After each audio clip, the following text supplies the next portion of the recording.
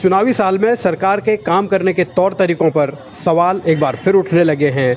अब जनता की अदालत में जाने के लिए तमाम कोशिशें हर दल की तरफ से हो रही हैं, तो ऐसे में मुख्यमंत्री ने भी स्वतंत्रता दिवस के मौके पर कुछ अहम घोषणाएं की, जिनका खूब प्रचार प्रसार भी हो रहा है। इनमें कुछ योजनाएं अच्छी भी हैं, जिनमें 10वीं और 12वीं के छात्रों को टैबलेट देने की बात है या सुंदरलाल बहुगुणा प्रकृति संरक्षण पुरस्कार का ऐलान है।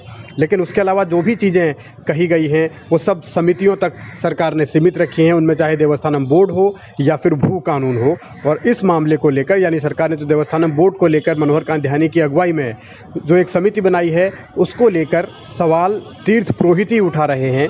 उन्होंने सीधे सीधे कहा है कि जब तक देवस्थानम बोर्ड भंग नहीं होगा तब तक वो अपनी मांगों पर कायम रहेंगे।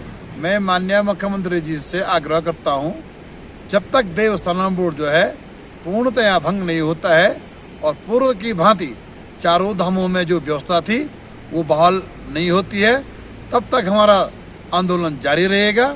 और ये ऐसी कोरी घोषणा से जो है हम लोग जो है संतुष्ट नहीं है। देवस्थानम बोर्ड के अलावा सरकार ने और भी समितियां बनाई हैं, मसलन भू कानून को लेकर या फिर जो जनसंख्या नियंत्रण कानून है उसको बनाने को लेकर भी सरकार समिति बना रही है। लेकिन विपक्ष इस पर अब हमलावर हो चुका है और सरकार की नीयत पर लगातार सवाल खड़े कर रहा है।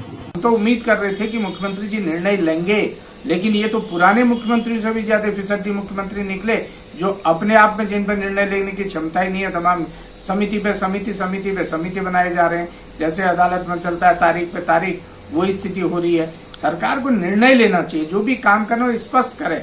और 3 मुख्यमंत्री कह चुके हैं कि हम देवस्थानम बोर्ड को भंग करेंगे, विचार करेंगे। पूर्व मुख्यमंत्री ने तो कह दिया था कि मैं शपथ लेते ही सबसे पहले देवस्थानम बोर्ड को भंग करूंगा, आज तक भंग नहीं किया, उसमें भी समिति बना रहे।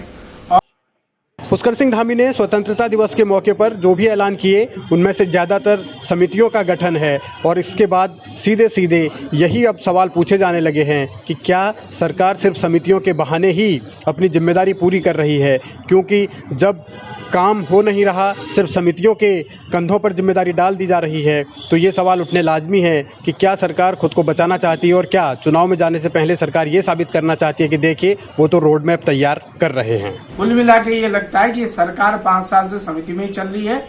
और वर्तमान मुख्यमंत्री जी भी नए एक उदाहरण पेश कर रहे हैं कि समिति में समिति 3 महीने चुनाव के रख गए हैं। कब समिति की रिपोर्ट आएगी, कब समिति का गठन होगा, कब उनकी रिपोर्ट आएगी, कब उनकी समीक्षा होगी, कब सरकार लागू करेगी। केवल सरकार टालू निर्णयों को टालना चाहती है और समितियों का एक बहाना बनाना चाहती है, और समितियों को बहाना बना के ताकि लोगों को दिग्भ्रमित किया जा सके, लोगों की आंख में धूल झोंकी जा सके। धामी जिस तरीके से घोषणाएं कर रहे हैं उससे ये भी अब सवाल उठ रहे हैं कि क्या धामी सिर्फ समिति वाले सीएम हो गए हैं, क्या समितियां बनाकर ही वो सरकार चला लेंगे। और ये सवाल अभी तो विपक्ष पूछ रहा है, लेकिन जब चुनाव नज़दीक आ रहे हैं तो बीजेपी के अंदर से भी इन सवालों के उठना तय माना जा रहा है।